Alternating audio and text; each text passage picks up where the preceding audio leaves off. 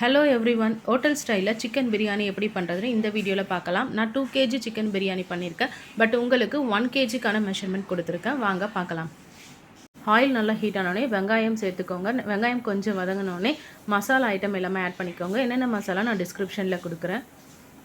Rice நல்லா wash பண்ணிவிட்டு ஊற வச்சுக்கோங்க.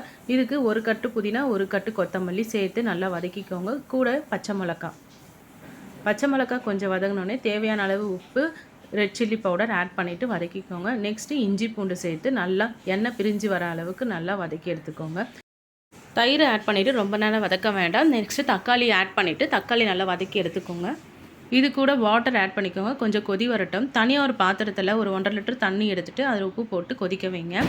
நெக்ஸ்ட் நம்ம வாஷ் பண்ணி வச்சுருக்க சிக்கனை இது கூட ஆட் பண்ணி க்ளோஸ் பண்ணி வச்சுருங்க. இந்த கொதிக்கிற தண்ணியில் நம்ம வாஷ் பண்ணி வச்சுருக்க அரிசியை போட்டு ஒரு 2-3 மினிட்ஸ் மட்டும் தான் பாயில் பண்ணணும்.